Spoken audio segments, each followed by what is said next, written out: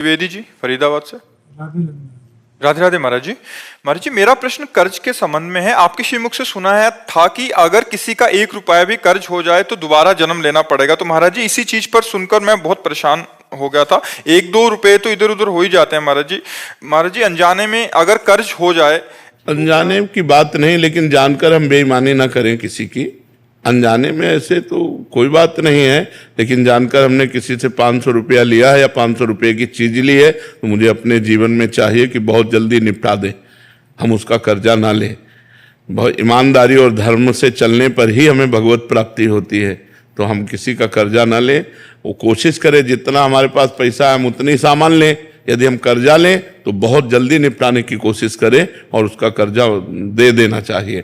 भूल चूक ऐसे उसका कोई महत्व नहीं है, लेकिन जानबूझकर हम किसी से कर्जा जो लेते हैं हमको निपटाना चाहिए। महाराज जी एक इसमें और था कि महाराज जी, क्या कोई अगर खान पान कराए या कोई किसी ने पेट्रोल भरवा दिया या किसी ने कोई उपहार दे दिया, ये भी कर्जे के अंतर्गत आता है? नहीं, कर्जे के अंतर्गत नहीं आता है। यदि हमारा कोई रिलेशन है या कोई भावुकता का भाव है और हम उसके घर जाते हैं, हमें प्रसाद पवा देता है, तो कभी हमारे घर आता है प्रसाद पा लेता है, इसका कोई कर्जा नहीं।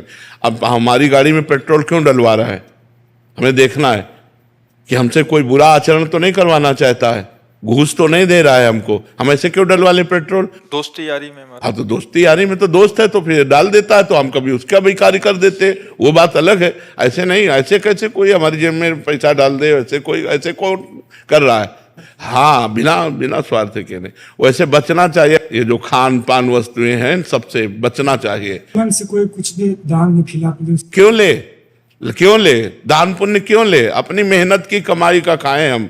हाँ, निमंत्रण में जा रहे हैं तो हम उसको निमंत्रण देते, वो हमको निमंत्रण दे रहा, वो खा रहे हो। बात अब रोड में कोई हलवा पूड़ी बांट रहा है, ऐसे थोड़ी करने का तुम्हारा अधिकार है कि ऐसे दे दो। तुम गृहस्थ हो, अगर तुम उसके 2 पूड़ी और हलवा पाते हो तो 100 रुपया निकालो, वहां रखो, चलो अपने धर्म से चलो, तो बात अलग है। तुम्हारे सारे सुकृत ले रहा है, वो परिक्रमा लगा रहे हो तो तुम्हारी परिक्रमा का पुण्य ले रहा है वो, तब वो हलवा हाथ जोड़ के खवा रहा है, भैया हलवा खा, वो चतुर है। ऐसे थोड़ी है कि तुम्हें फ्री पवा रहा है। आपने बोला था खिला नहीं सकते तो खाओ नहीं। हाँ, अपने धर्म की कमाई खानी चाहिए, अपनी मेहनत की कमाई खानी चाहिए। हाँ, राधे राधे। हाँ। हम जैसे 4 दोस्त आए हैं, हमारे साथ एक वो दोस्त, वो जैसे कल हमें खिला दिया बड़े होटल में।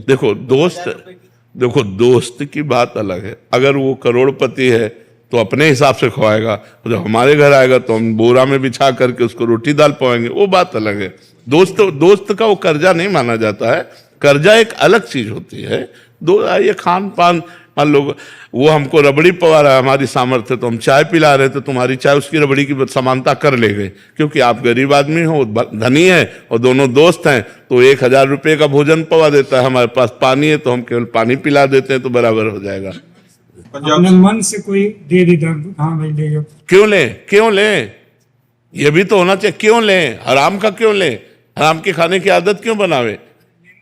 नहीं लेना चाहिए। मेहनत की कमाई हम ऐसे क्यों ले ले? ऐसे अधर्म की